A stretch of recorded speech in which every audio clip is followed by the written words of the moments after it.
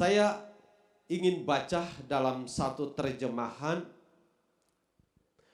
yang berbunyi demikian. Terjemahannya dalam terjemahan versi mudah dibaca, ayat yang ke-12. Apa yang sebenarnya dikehendaki Tuhan? Sekarang Israel, dengarkanlah apa yang diminta Tuhan Allahmu sebenarnya dari kamu. Tuhan Allahmu mau kamu menghormatinya dan melakukan yang dikatakannya. Ia mau kamu mengasihi dia dan melayani Tuhan Allahmu dengan segenap hatimu dan dengan segenap jiwa.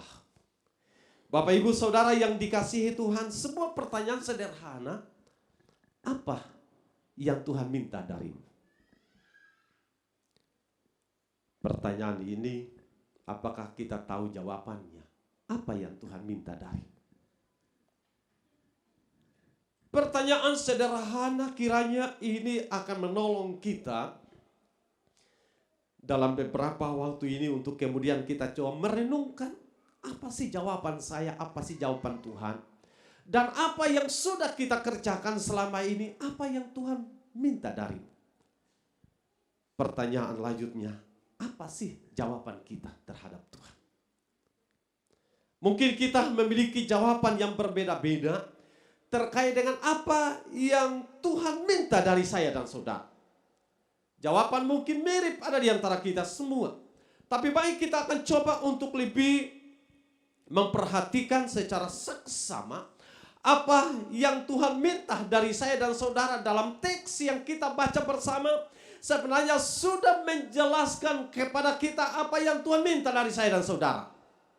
Kita akan coba perhatikan. Poin pertama yang kemudian kita akan perhatikan adalah yang Tuhan minta dari saya dan saudara adalah menghormati Tuhan. Katakan amin.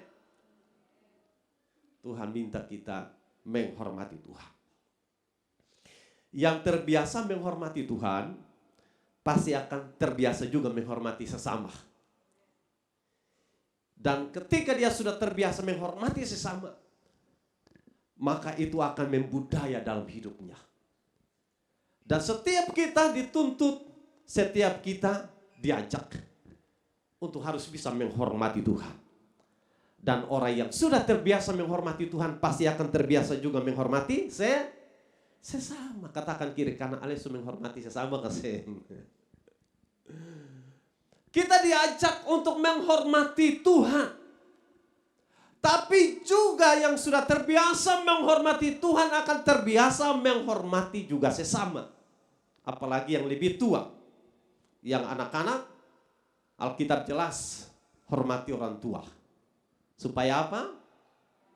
Panjang umur. Yang mau ada di antara saudara yang pendek umur, angkat tangan. Yang pendek umur rahasianya apa? Jangan hormati, ya kira-kira begitu. Jadi yang anak-anak kecil udah anak-anak dong. Yang anak-anak katakan amin. Mau panjang umur, rahasianya. Yang ingin pendek umur, rahasianya. Iya, tidak, bahasanya tidak menghormati orang tua. Oke. Dan menghormati Tuhan wajib hukumnya bagi orang yang percaya. Menghormati Tuhan wajib hukumnya bagi orang yang mengikut Tuhan. Kenapa kita harus menghormati Tuhan? Karena sekali lagi Dia yang mengendalikan seluruh hidup saya dan saudara. Alias bahasa kasarnya tahu diri kita. Kita harus bisa tahu diri saudara. Sadar diri. Kenapa? Karena kita ini tidak bisa buat apa-apa. Tanpa Tuhan saudara tidak bisa berdiri. Tanpa Tuhan saya tidak bisa bicara. Tanpa Tuhan saya tidak bisa bergerak. Tanpa Tuhan saya tidak bisa makan. Tanpa Tuhan saya tidak bisa berjalan. Tuhan yang mengendalikan, Tuhan yang atur setiap langkah hidup saya. Dan kalau Tuhan yang memegang peran penting dalam hidup saya dan saudara, layak kita hormati dia. Layak kita hormati dia. Di sisi yang lain, bukan juga soal karena kita sehat. Bukan soal karena kita bisa makan, kita bisa minum, kita punya posisi, kita punya kerja, kita punya kekuatan. Tapi di sisi yang lain, karena dia adalah Tuhan. Kalau kita sama-sama saja manusia belajar menghormati sesama manusia, apalagi dia yang adalah Tuhan. Dan kalau dia adalah Tuhan, layak kita hormati dia. Kalau di dunia ini saja ada undang-undang yang mengatur bagaimana menghormati pemimpin negara. Dan Alkitab menjelaskan undang-undang negara ini tidak lebih tinggi dari Alkitab. Alkitab lebih tinggi dari segala undang-undang yang ada di dunia ini. Karena itu saudara, hukum negara ini banyak diadopsi dari hukum yang diatur oleh Belanda waktu itu. Dan ada seorang profesor sempat saya bercerita dan kemudian dia memaparkan banyak hal terkait dengan undang-undang. Dan dikatakan banyak hal dikutip dari Alkitab saudara. Pada waktu itu ada hukum yang harus diputuskan terkait hukuman mati. Dan dia menjelaskan, karena dia salah satu anggota, dan memutuskan, dia menolak hukuman mati. Kan dia mengatakan, ya hukum Alkitab tidak menjelaskan itu. Nah walaupun kemudian suara terbanyak memutuskannya, tapi dia punya dalil. Dan bahkan ada banyak perkara-perkara yang dia bisa menangkan dengan dalil yang kemudian dia kutip dari Alkitab. Tanpa dia menjelaskan menurut Injil Matius, Injil Markus, tidak. Tapi dia kutip kalimat-kalimatnya. Dan banyak perkara dia bisa menangkan karena sebagai seorang ahli hukum. Dari Alkitab, saudara. Nah, jadi saya ingin katakan bahwa undang-undang negara kita dan negara manapun tidak lebih tinggi dari Alkitab. Karena Alkitab lebih dari segalanya. Dan Alkitab menjelaskan aturan-aturan terkait bagaimana menghormati Tuhan. Sehingga dengan demikian, waktu kemudian bangsa Israel mereka tidak menghormati Tuhan, Tuhan memberikan pesan-pesan penting untuk menyenangkan mereka kepada bangsa Israel. Kita coba lihat dalam Maleakhi pasal 1 ayat yang ke-6 dikatakan begini. Seorang anak menghormati bapaknya dan seorang hamba menghormati tuannya. Jika aku ini bapa, di manakah hormat yang kepadaku itu? Jika aku ini tuan, di manakah takut yang kepadaku itu? Firman Tuhan semesta alam kepada kamu, hai para imam yang menghina namaku. Tetapi kamu berkata, dengan cara bagaimanakah kami menghina namamu? Sebuah percakapan menarik ketika umat Israel dan pemimpin-pemimpinnya tidak menghormati Tuhan.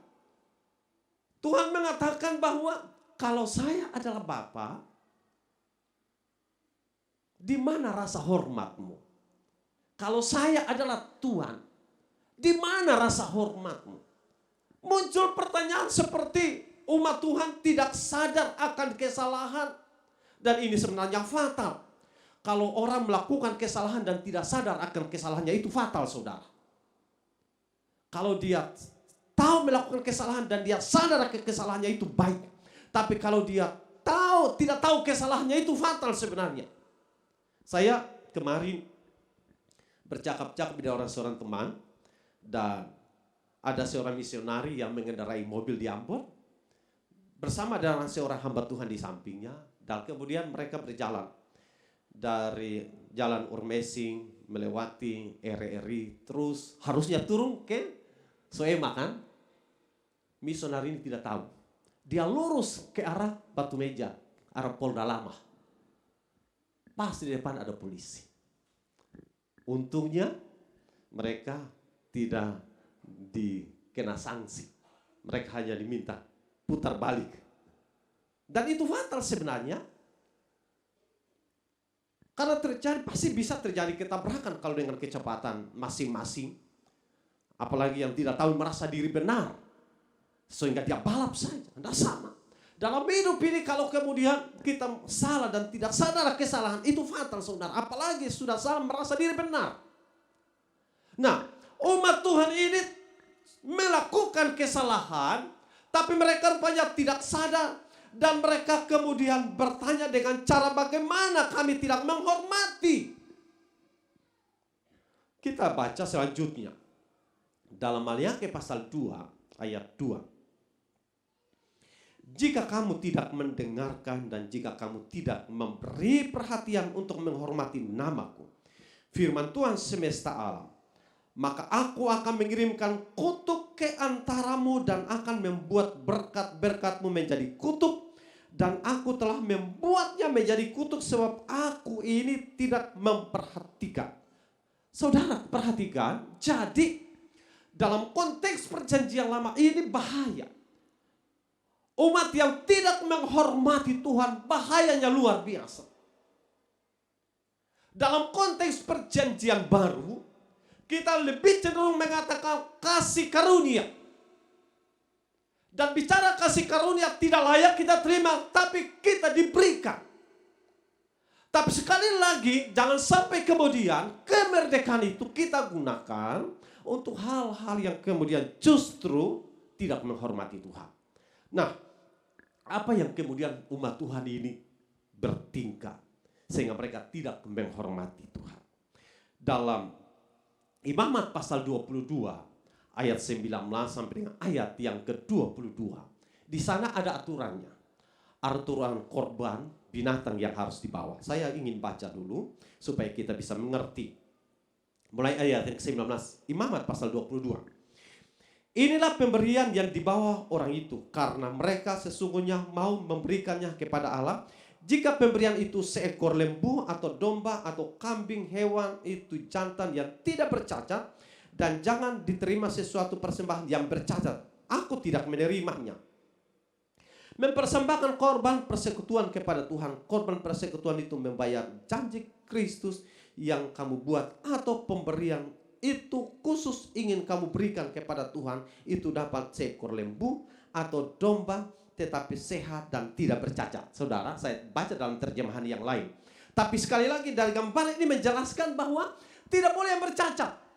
Tapi umat Tuhan membawa korban yang dicatat, teguran ini disampaikan Tuhan lewat Maleaki, dan Maleaki sampaikan kepada umat Israel dan menyampaikan ada aturan persembahan. Korban tidak boleh bercacat. Yang kudis, yang pincang, yang mata sebelahnya buta, tidak boleh.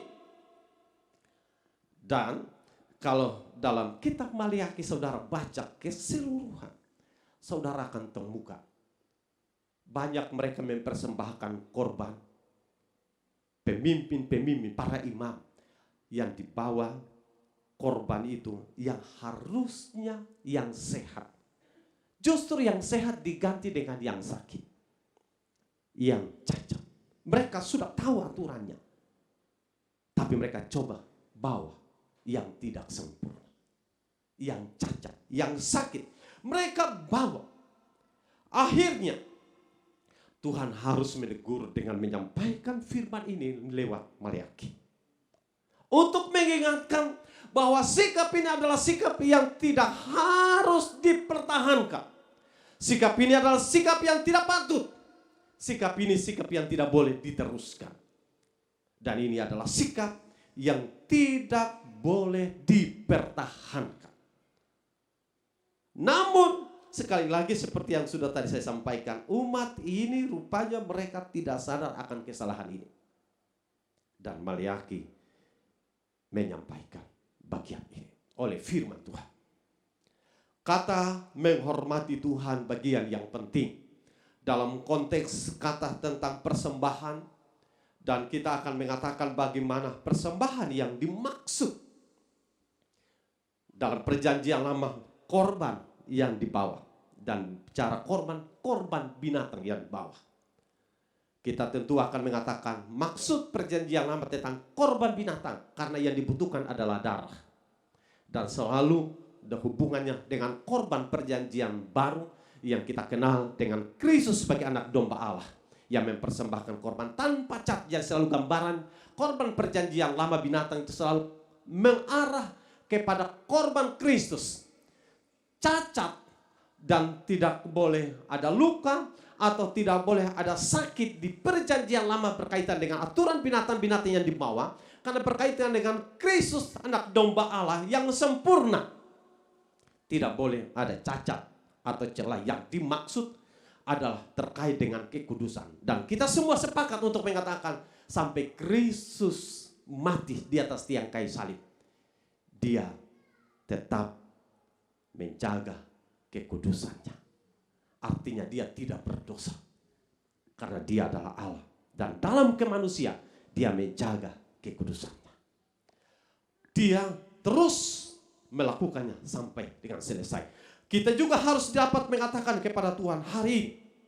Untuk mengatakan bahwa korban sebagai orang-orang percaya kepada Kristus. Kita mungkin akan mengatakan saya ingin mempersembahkan korban hidup ini bagi Tuhan.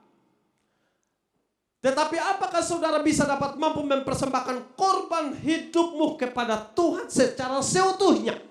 Atau setengah kepada Tuhan, setengah kepada dunia. Atau kemudian pikiran-pikiran kita setengah kepada Tuhan, setengah kepada dunia. Atau hobi-hobi kita setengah kepada dunia dan setengah kepada Tuhan. Ataukah kemauan-kemauan kita setengah kepada dunia dan setengah kepada Tuhan. Tuhan menghendaki untuk memberikan hormat kepada Dia. Maka seutuhnya hidup ini yang terbaik bagi Tuhan. Tidak dengan setengah-setengah. Dalam menghormati Tuhan, korban yang kita bawa terkait dengan hidup ini. Sekali lagi saya ulangi, harus seutuhnya. Bukan setengah-setengah.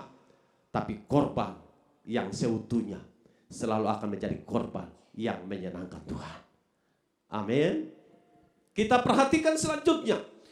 Jika kemudian yang sakit dibawa sebagai korban di perjanjian, konteks perjanjian lama, itu tidak layak. Kalau perjanjian baru sama. Kalau seutuhnya kita serahkan hidup ini, kita mungkin akan mengatakan, kalau saya sakit, bukan soal sakit fisiknya. Karena kalau bicara sakit fisik, maka itu bukan urusan yang terkait dengan hal yang rohani sebenarnya. Sekali lagi, soal sakit fisik bukan hubungannya dengan hal rohani. Yang saya maksudkan bahwa orang yang sakit datang kepada Tuhan, dia tetap layak di hadapan Tuhan. Yang dimaksudkan di sini adalah sakit secara rohani. Kalau sakit secara rohani bisa kadang-kala ada hubungannya dengan sakit fisik. Tapi sakit fisik mungkin karena kecapean atau apapun itu. Maka ketika kita datang kepada Tuhan, sekali lagi yang tadi saya katakan, tidak ada hubungannya dengan Tuhan. Ada amin? Ada amin kasih. Nah, sekali lagi saya ulangi supaya jangan sampai saudara berpikir saya memberikan pengajaran yang palsu. Nah, sakit rohani yang saya ingin tegaskan di sini. Sakit rohani selalu punya hubungan yang sangat kuat dalam hubungan kita dengan Tuhan. Sakit fisik yang tadi saya sampaikan itu tidak akan mengganggu hubungan kita dengan Tuhan. Tidak mengganggu hubungan kita dengan Tuhan. Jadi entah ketika saudara dalam keadaan sakit dan membuat saudara harus ada di tempat tidur, saudara berdoa. Yang paling penting kerohanianmu aman. Maka di tempat tidur engkau berdoa kepada Tuhan. Tidak ada masalah dengan Tuhan. Amin. Itu yang saya ingin tegaskan sehingga jangan saudara salah mengerti maksud saya di sini. Nah, kalau kemudian kehidupan rohani kita terjaga dengan baik, maka penting bagi saya dan saudara untuk memberikan sepenuh hidup ini kepada Tuhan. Saya bisa dapat mengurutkannya mulai dari korban waktu kita yang terbaik bagi Tuhan. Hari ini saudara telah memberikan korban waktu terbaik buat Tuhan. Saudara ada di sini jangan ingat kerja di rumah dulu. Aduh, beta belum masak air, belum masak nasi, belum goreng ikan, belum bikin sayur. Jangan ingat dulu. Ingat ibadah dulu. Amin. Korban waktu. Jangan saudara, aduh beta sudah lapar, beta cari di belakang cari bubur dulu. Kalau mau cepat-cepat boleh, tapi sebelum firman Tuhan. Kalau kemudian saudara mengatakan korban tenaga, maka saudara korban tenaga jangan setengah-setengah. Kecuali saudara sudah mulai tidak berdiri dengan baik lagi. Selama saudara masih kuat, saudara bekerja bagi Tuhan. Jangan saudara sakit dulu baru, beta mau ingin kerja buat Tuhan, terlambat. Selama saudara masih kuat dan sehat, kalau bekerja bagi Tuhan. Jangan tunggu nanti sakit dulu. Aduh, beta lutut susah kuat lagi. Beta mau kerja. Kalau dulu beta masih kuat, beta kerja. Oh, terlambat. Selama masih kuat kerja. Dan pada waktu lututmu sudah tidak kuat lagi, saudara tidak menyesal. Amin. Saudara masih kuat, saudara apa? Kerja bagi Tuhan. Kalau saudara mau memberikan pikiran yang terbaik, sebelum saudara pikun, berikan kontribusi bagi pelayanan. Karena pada waktu saudara sudah pikun, pikiran saudara tidak diterima banyak orang. Iya, karena saudara sudah pikun, saudara tidak bisa lagi memberikan kontribusi yang maksimal. Sebelum saudara pikun, karena ada orang yang bisa pikun saudara, ada orang yang memang tidak pikun, tapi ada orang yang bisa pikun saudara. Jadi bikin tindakan yang aneh-aneh, kembali kepada nol. Kehidupan masa anak-anak kecil. Mau buang air, kamu apakah, ditampa mau di mana saja silakan. Dan itu terjadi pada usia-usia tertentu saudara. Ada beberapa pengalaman, ada orang tua yang di sini saya belum temukan di sini. Di tempat lain saya sudah temukan itu saudara. Dan sebelum itu terjadi, kontribusi pikir saudara itu dibutuhkan untuk pengembangan pelayanan saudara. Jangan saudara sudah tidak maksimal dengan cara berpikir dan kemudian saudara mulai ingin. Karena biasanya pada usia semakin lanjut, semangat untuk bekerja itu semakin kuat. Kira-kira begitu ya Bapak Aten ya? Semakin kencang. Saya banyak duduk dengan Bapak saya, almarhum waktu masih beliau sudah tidak bisa bergerak banyak lagi. Dan saya cerita, saya suka sengaja dengan Bapak. Bapak masih ingin kerja? Aduh, jangan tanya itu, nanti ketemu pikiran. Semakin bergairah bekerja, tapi sudah tidak bisa lagi. Makanya saya ingin mengatakan, kalau masih kuat bekerja bagi Tuhan, pikiran saudara masih bagus, berikan kontribusi yang luar biasa bagi Tuhan lewat pelayanan. Jangan pikiran ini, karena kepintaran kita hanya yang kita sampaikan bagaimana kritik, menyalahkan orang, itu tidak tepat. Yang paling baik adalah pikiran-pikiran bagaimana membangun. Oh, ini rupanya bagus ini. Oh, ini rupanya baik. Nah, itu yang dibutuhkan dalam gereja ini, bukan kritik-kritik. Karena sekali lagi kita ini semua pemain, bukan kita semua ini pemain, bukan apa? Iya. Jadi tidak ada kata kritik di sini. Sekali lagi saya alergi kata kritik dalam gereja ini, karena kita semua adalah pemain. Ya. Kontribusi pikirmu, semua hal saudara berikan secara all out, saudara berikan. Agar apa saudara? Demi pengembangan pelayanan pekerjaan Tuhan di tempat ini. Nah, itu adalah korban-korban sederhana. Kalau kemudian kita urutkan banyak hal di sana. Tentang apa saja korban yang perlu kita berikan. Kita berikan potensi kita berikan kelebihan kita berikan harta kita. Itu adalah urutan-urutannya yang dapat kita bisa lakukan untuk menjadikan itu sebagai korban bagi Tuhan. Yang berikutnya, yang diminta Tuhan dari saya dan saudara apa saudara? Yang berikut adalah Tuhan minta kita ini taat saudara. Atau kata lain, Tuhan minta supaya kita mengikuti apa yang Dia mau. Yang kedua ini kadang kita anggap ini adalah gampang, tapi cukup berat sebenarnya. Tuhan tidak minta banyak. Tuhan minta kita hormati Dia. Posisi Dia adalah terhormat. Kudus, kudus, kudus.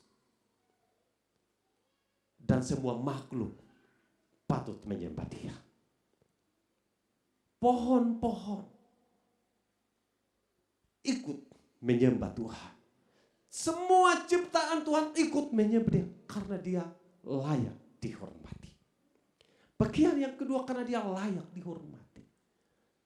Dia minta kita ini ikuti kemauannya. Atau saya bisa membahasakannya, Tuhan mau kita ini taat. Katakan taat. Yang ada mulut katakan taat. Yang tidak ada mulut diam. Yang ada mulut katakan taat. Dalam Roma pasal 6 ayat 16 dikatakan begini. Apakah kamu tidak tahu bahwa apabila kamu menyerahkan dirimu kepada seseorang sebagai hamba untuk mentaatinya, kamu adalah hamba orang itu yang harus kamu taati, baik dalam dosa yang memimpin kamu kepada kematian, maupun dalam ketaatan yang memimpin kamu kepada kebenaran. Jadi, kepada siapa saya dan saudara taat? Kepada hamba dosa atau kepada hamba kebenaran? Kepada hamba kebenaran membawa kita kepada kehidupan kekal. Kepada hamba dosa membawa kita kepada kebinasaan. Kepada siapa kita taat? Tentu kita akan mengatakan kita mau taat kepada Tuhan. Supaya kita menjadi hamba kebenaran. Kenapa penting kita menjadi hamba-hamba kebenaran? Karena itu yang Tuhan mau. Kalau Tuhan mau kita menjadi hamba-hamba kebenaran, berarti kita tentu akan mengatakan karena Tuhan saya adalah Tuhan sumber segala kebenaran. Karena Dia adalah sumber segala kebenaran, kita belajar untuk menjadi benar. Kalau kata belajar menjadi benar, karena latar belakang hidup kita adalah orang yang tidak benar. Karena kita ini adalah hamba dosa. Hamba yang tidak mau taat, tidak mau diatur, hamba yang tidak mau sungguh-sungguh kepada Tuhan. Dan kita mau menyimpang dari jalan Allah, karena memang kita adalah hamba dosa. Tapi kita belajar. Kadang kita bangun, kadang kita jatuh, kadang kita bangun, kadang kita jatuh. Dan itu keadaan kita. Tapi bagaimana kita belajar untuk menjadi lebih baik dari satu hari kepada hari yang lain. Supaya kita menjadi lebih baik dari satu tahun kepada tahun yang lain. Supaya kita menjadi orang-orang yang berkenaan kepada Tuhan. Sehingga dikategorikan kita menjadi hamba kebenaran. Dan hamba-hamba kebenaran itu muncul akibat kita tahu kepada siapa kita taat. Pergumulannya berat. Hamba kebenaran, hamba dosa. Pergumulannya berat di sana. Karena butuh penyangkalan diri. Tapi dalam Roma pasal 6 ayat 17 dikatakan begini. Tetapi syukur kepada Allah, dahulu memang kamu hamba dosa. Saya dan saudara dahulu adalah hamba dosa. Tetapi sekarang kamu dengan segenap hati telah mentaati pengajaran yang telah diteruskan kepadamu. Jadi intinya kita dulu adalah hamba dosa. Tapi sekarang setelah kita dimerdekakan dari kutuk dosa dan maut, kita kemudian mengaku segala kesalahan kita yang telah meninggalkan segala cara hidup kita yang salah, yang berdosa. Kita sekarang diubah. Kita telah menjadi hamba kebenaran. Katakan amin. Dalam Titus pasal 2 ayat yang ke-9 dikatakan begini. Hamba-hamba hendaklah taat kepada tuannya dalam segala hal dan berkenaan kepada mereka. Tuhan mengajar dalam konteks tuan dan hamba. Hamba taat kepada sang tuan. Tapi tentu bagian ini tidak dapat dilepas pisah dari kita manusia, orang percaya kepada Tuhan. Tapi disambung kalimat ini, jangan membantah. Orang yang taat tidak akan bantah saudara. Kalau orang yang tidak taat suka bantah. Tapi orang yang taat dia tidak akan apa? Orang yang tidak taat dia pasti akan, orang yang taat pasti tidak akan bantah. Katakan kiri kanan. Katakan kiri kanan. Bantah kasih.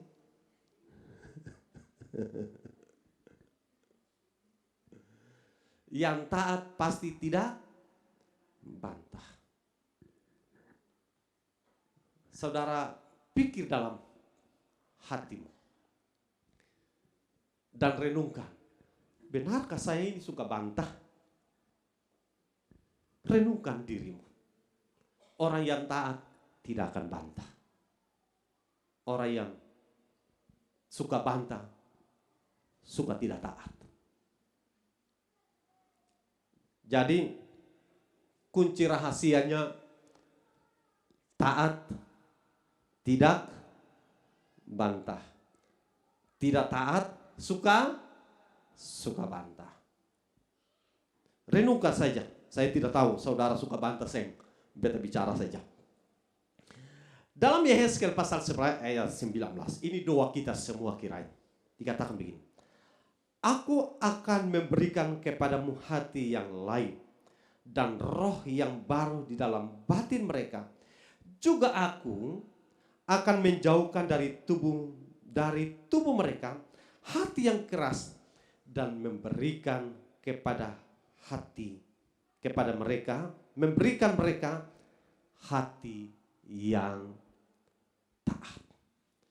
Kiranya itu menjadi doa saya, kiranya itu menjadi doa kita. Kiranya di hidup ini ada roh yang baru yang Tuhan taruh, memiliki hati yang taat. Saudara macam dingin ya, kedinginan ya. Taat, begitu berat menyampaikannya. Apakah mulutmu kedinginan? Tapi orang yang taat itu kerinduan Tuhan. Sekali lagi, orang yang taat itu kerinduan Tuhan. Karena kalau saudara taat kepada Tuhan, pasti saudara akan taat kepada apa saja.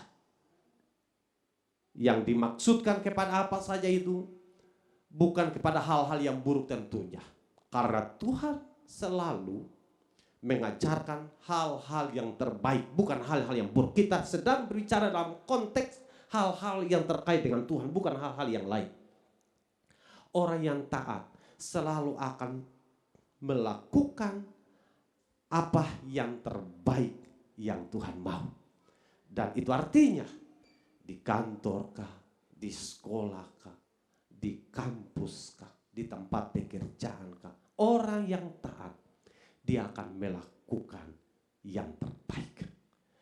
Menarik kita renungkan bersama agar supaya apa?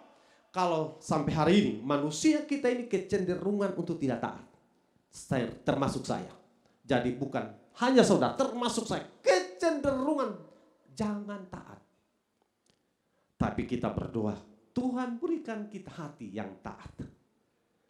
Karena hati yang taat, kemauan Tuhan, kita menjadi manusia yang taat. Kalau kita ini taat kepada Tuhan, kita akan melakukan hal-hal yang terbaik bagi Tuhan. Dan kalau kita melakukan hal-hal yang terbaik bagi Tuhan, maka tentu kita menggenapi kemauan Tuhan. Yang berikutnya ingin kita pelajari, apa yang Tuhan mau? Tuhan mau kita mengasihi Dia. Jangan sampai kita taat karena terpaksa. Jangan sampai kita ini taat karena takut masuk neraka. Karenanya itu prinsip mengajar anak-anak sekolah minggu itu jangan takut-takuti masuk neraka. Karena kalau takut-takuti masuk neraka maka anak-anak itu mengikut Tuhan karena takut masuk neraka. Bukan dasarnya mengasihi Tuhan. Sekali lagi, dasar kita mengikut Tuhan bukan takut masuk neraka. Kita mengikut Tuhan karena mengasihi Tuhan. Dan itu harus terbangun. Kalau saudara menikah karena saudara takut orang tua, saudara menikah, saudara tidak mengasihi pasanganmu, maka terlihat saudara begitu harmonis di depan orang tua karena takut tidak dapat warisan. Seperti kata sinetron. Takut tidak dapat warisan maka munafik di depan orang tua. Tetapi dalam hubungan sebagai suami istri tidak terwujud. Karena tidak mengasihi. Jadi saya rindu kita mengikut Tuhan karena kita mengasihi Dia. Sekali lagi, bukan karena faktor takut masuk neraka. Karena orang yang tidak takut Tuhan pasti masuk neraka. Jadi rahasianya gampang. Orang yang tidak takut Tuhan pasti masuk neraka. Orang yang takut Tuhan, menghormati Tuhan pasti masuk surga. Dan orang yang menghormati Tuhan, dia pasti mengasihi Tuhan. Jadi kekuatan kita taat dan kekuatan kita menghormati Tuhan harus muncul dari kesadaran kita ini orang berdosa. Orang berdosa yang patut dihukum. Tetapi dasar karena kita mengasihi Tuhan.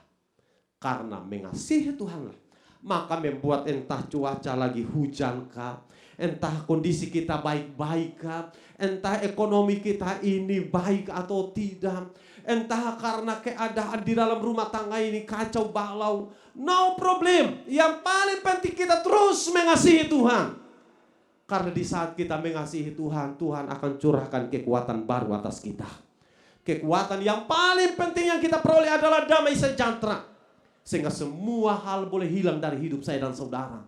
Tapi ketika ada damai sejahtera, goyang kiri, goyang kanan, goyang muka, goyang belakang, kita tenang saja. Amin. Kita tenang saja. Mungkin di rumah cuma bisa makan bubur, no problem. Yang penting ada sukacita. Di rumah mungkin masalah banyak.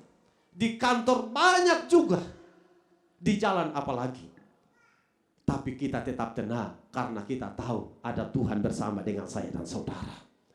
Jadi yang paling penting di sini adalah bagaimana kita terus mengasihi Tuhan. Dan firman Allah mengatakan Markus pasal 12 ayat yang ke-30 dikatakan, kasihilah Tuhan Allahmu dengan segenap hatimu, segenap jiwamu, segenap akal budimu, segenap kekuatanmu. Jadi semua kata segenap. Saya coba mengatakan segenap hatimu. Jangan setengah hatimu. Itu bahaya. Jangan setengah jiwamu. Bahaya. Jangan segenap akalmu. Akal budimu. Jangan setengah kekuatanmu. Sepenuh kekuatanmu diberikan kepada Tuhan. Katakan amin. Segenap. Jadi Alkitab menjelaskan segenap hidupmu. Hendaklah kita menjadi pribadi yang mengasihi Tuhan. Dan yang paling terakhir, kalau kita menghormati Tuhan, kita taat, kita mengasihi Tuhan, kita akan layani Tuhan. Saya berulang kali menyampaikan konteks kata melayani Tuhan. Mari pelayan maju ke depan, supaya kalian dengar juga di sini. Konteks melayani Tuhan saya berulang kali menyampaikannya. Kenapa penting? Karena kata melayani menjadi bagian yang paling penting. Saya ingin agar supaya seberapa kita yang hadir, seberapa kita dalam jemaat ini, konteks yang dibangun dalam pola pikirmu, saya adalah pelayan. Sekali lagi, konteks yang dibangun dalam pribadimu, saya adalah pelayan. Tujuan apa saudara harus bisa membangun dirimu sebagai pribadi yang adalah pelayan? Karena sebagaimana kita punya moto, tidak ada yang namanya penonton. Maka semua kita yang adalah pelayan, maka hendaklah sebagai pelayan, saudara harus bisa dapat memberikan kontribusi yang besar bagi pelayanan. Saudara tidak boleh mengharapkan dan tidak hanya sebatas mengharapkan orang lain. Kita masing-masing harus bisa dapat mengeluarkan semua hal demi kontribusi untuk pelayanan. Saudara jangan pernah berpikir bahwa pelayanan itu hanya orang-orang tertentu saja. Jangan saudara berpikir pelayanan itu hanya tugas hamba Tuhan. Jangan sampai saudara berpikir pelayanan itu hanya tugas pembantu gereja ini. Jangan sampai saudara berpikir tugas pelayanan itu hanya departemen-departemen. Semua kita yang adalah umat Tuhan adalah pelayan. Karenanya kita dibangun, dibentuk dalam beberapa kelompok-kelompok kecil. Dan mereka adalah semua pelayan. Dan saya sudah katakan bahwa pelayan-pelayan tersebut, mereka bagian dari sebuah sistem yang dibangun. Sistem yang dibangun. Sehingga jangan sampai berpikir, pendeta ini saya pernah datang di beta. Saya ingin berkata, sistem yang dibangun. Sistem yang kemudian sudah dibangun tanpa kehadiran pendeta, tanpa dihadiri oleh pelayan yang lain. Sistem itu terbangun. Tujuannya apa? Kehadiran mereka sama dengan kehadiran kami.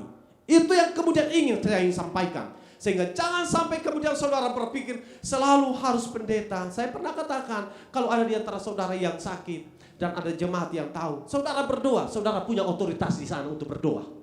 Jangan saudara mendewakan hamba Tuhan. Ingat, memang ada karunia-karunia dari hamba-hamba Tuhan tertentu. Tapi sejauh di mana mereka tidak ada, saudara adalah sumber dayanya. Bagaimana saudara bisa mendoakan mereka yang sakit.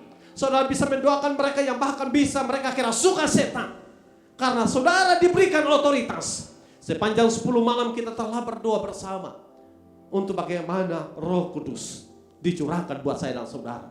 Dan Alkitab katakan, tetapi kamu akan menerima kuasa kalau Roh Kudus turun ke atas kamu.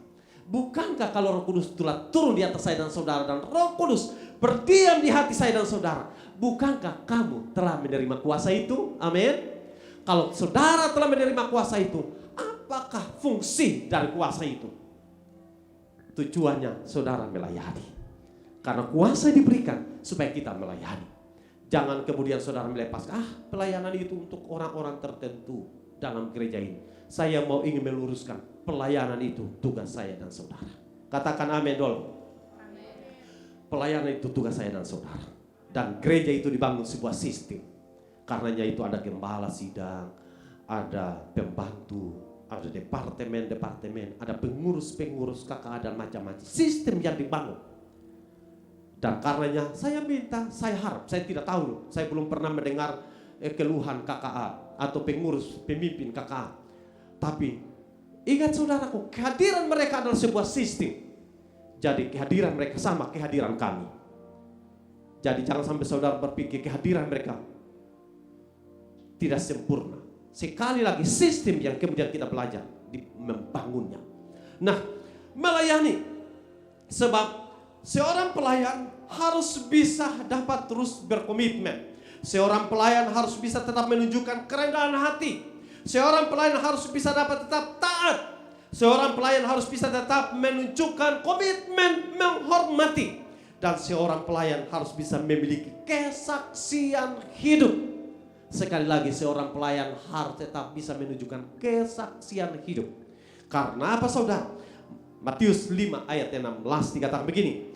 Demikianlah hendaknya terangmu bercahaya di depan orang, supaya mereka melihat perbuatan yang baik dan memuliakan Bapamu yang di sorga. Saya ingin saudara buka ayat ini supaya kita baca sama-sama.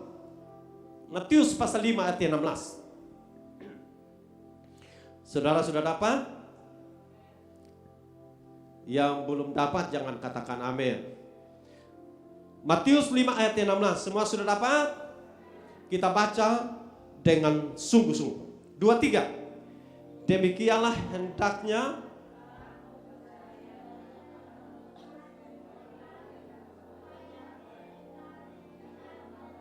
ulang sama orang di pasar. Ada yang muka, ada yang ke belakang. 2, 3.